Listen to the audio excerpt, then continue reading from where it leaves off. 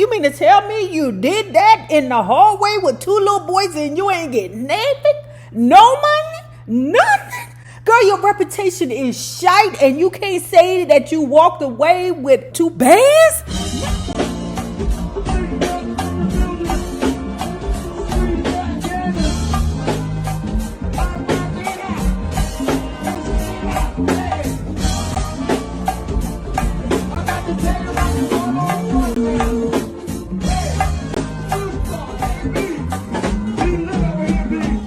Well, hello there, love bugs. Hello there, Bellas. If you have not already done so, please remember to like, share, subscribe, and comment respectfully. And if you are not already a part of this book club, please hit the Patreon link below and or the join button here on the YouTube.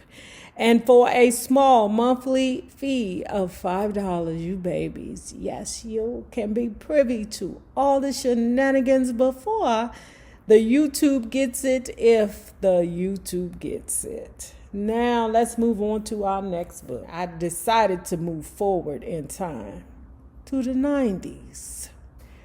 This is I Regret the Day I Lost My Virginity. You Are Not Your Past, by SWV's Leanne LeLee Lyons. Something isn't right. I'm taking you to the doctor. This speaks volumes.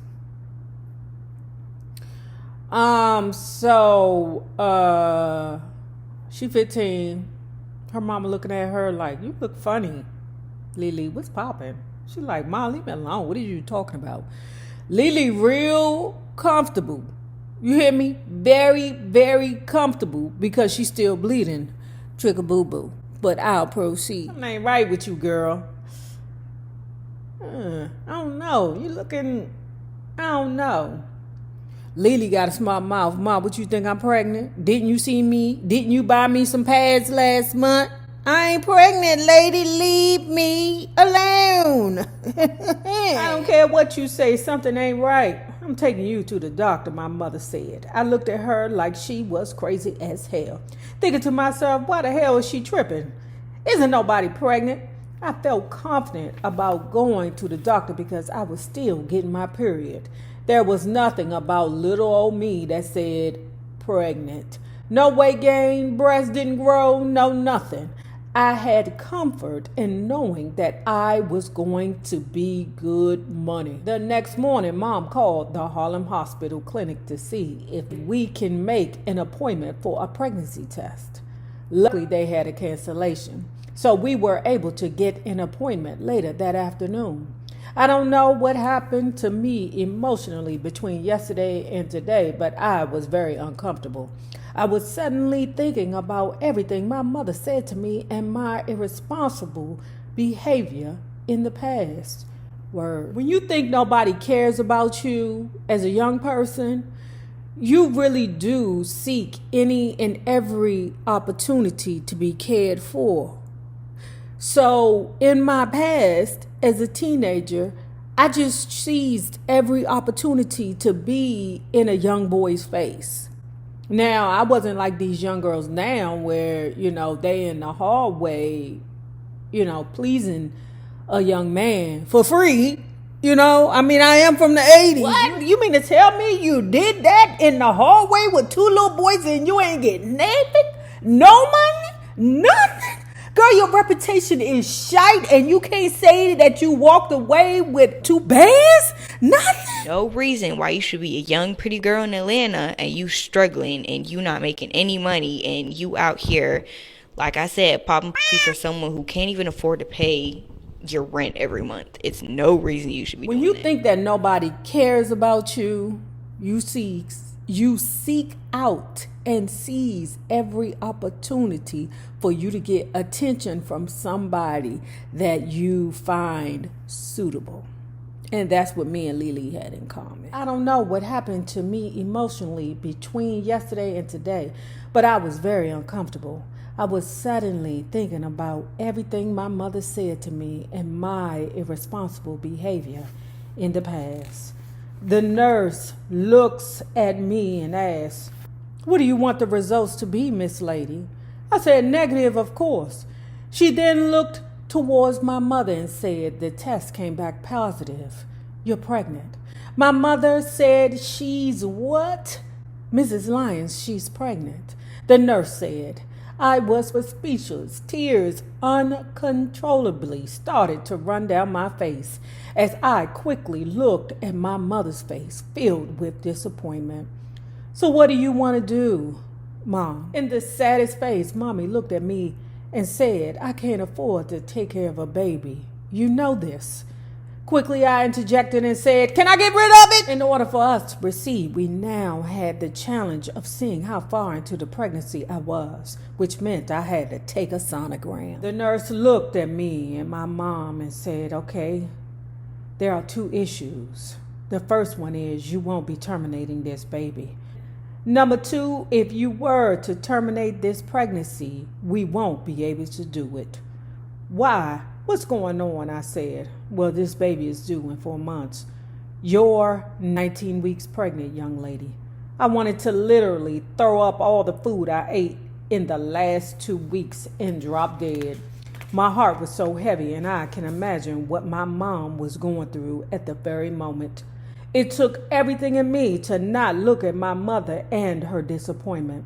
It's one thing when you fuck up, but it's another thing to fuck up and there's absolutely nothing you can do. As we left, the nurse started to schedule my prenatal appointments with some free prenatal vitamins to start ASAP. After the birth of my daughter, Margaret, I really didn't find much time to get out and do all of the fun stuff that teenagers did. Although motherhood kicked in really quick for me, at just 15 years old, I can't deny the moments that I spent longing to just go in front of the building where most of the kids on my block hung out. But my life had drastically changed. This hot summer day, I received a call from a gentleman that I met on 125th Street in Harlem, New York. I remember him because he had the nicest, loudest car on the block.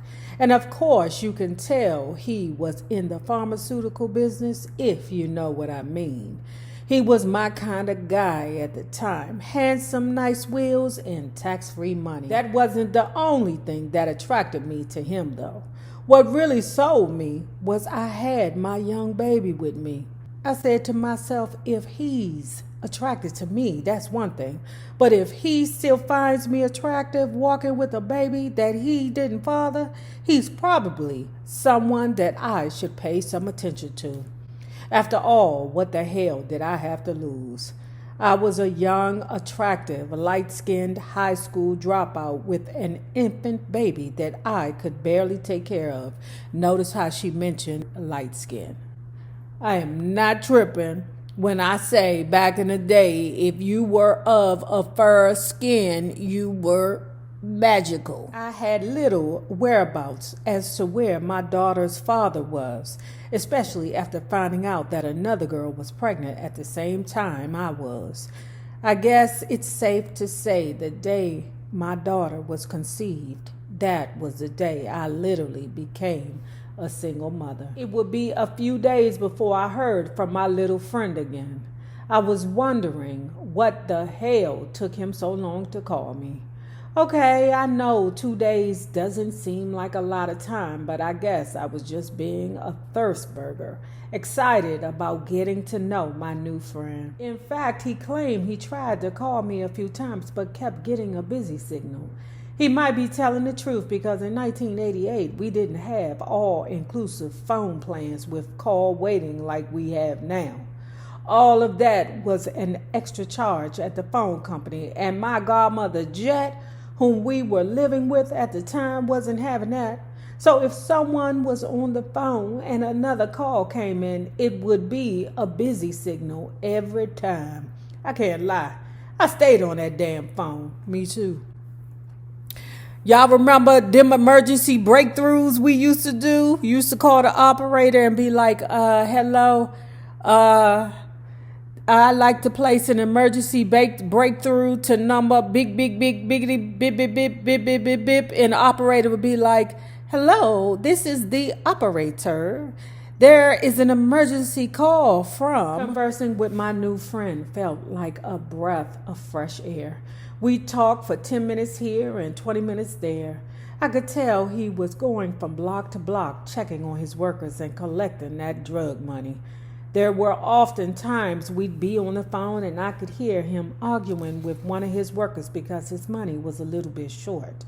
I should have known the way he was talking to the very people that was paying all of his bills that his ass had a bad attitude and very little compassion.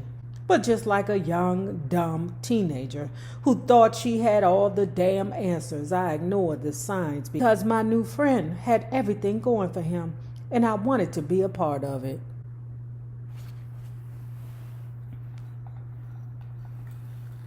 LeLee, I get it, girl, and I admire you for your honesty. We made arrangements to go check out a late movie on the following Saturday night, which was perfect for me because I'd have enough time to build up the nerve to get a babysitter.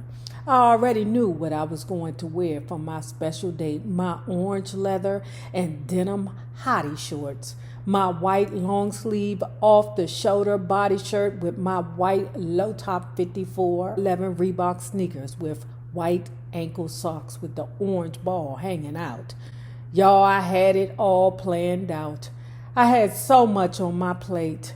I could use a break from everything that was and wasn't going on in my life. Beep, beep. I looked out the window and there he was. This nigga finally shows up after waiting 2 hours on his ass to pick me up.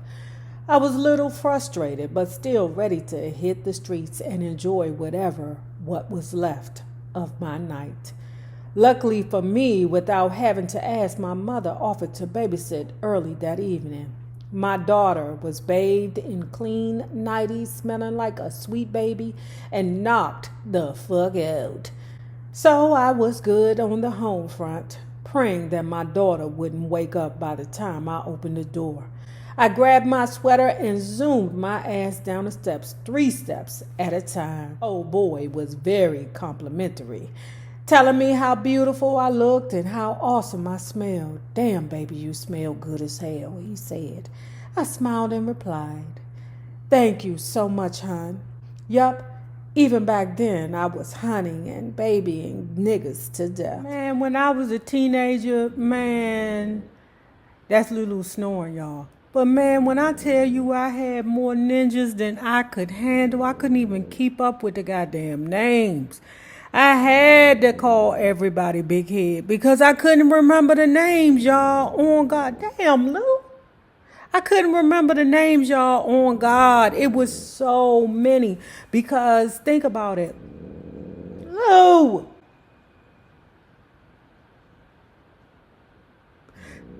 I didn't get my first car until I was probably like 23.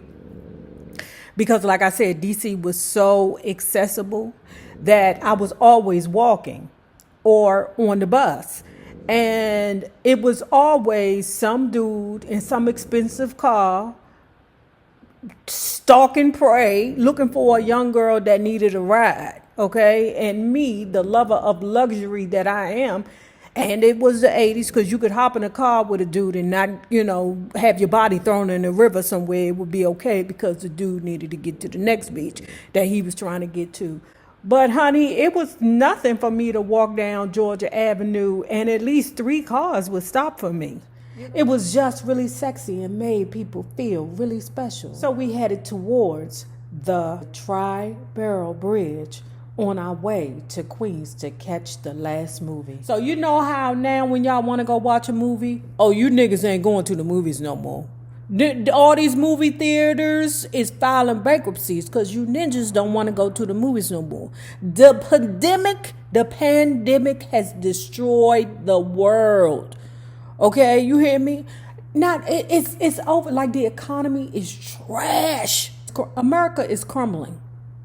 And they do not want you to know this because it's a scam. But anyway, back in the day, we didn't have like our phones to Google the times to go to what movie theater and where, and you know, just it just was not as easy as going to your phone, putting a movie in, and then your phone would populate where the movie theaters were that was playing the movie that you wanted to see in the time. So we would have to get the local newspaper to find out what the showings were for that week.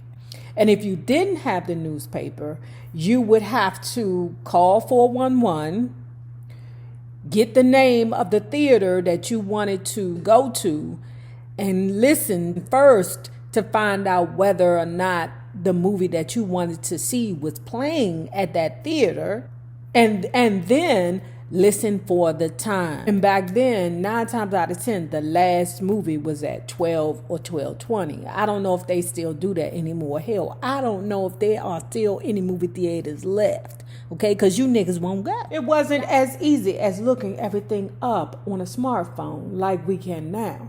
We had to physically go to the location, look in the yellow pages for the number, or if you were lucky enough to have one of those big ass car phones the size of a brick, you could always call 411 for information.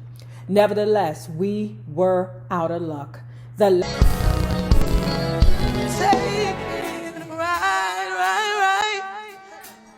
I made a left on MLK.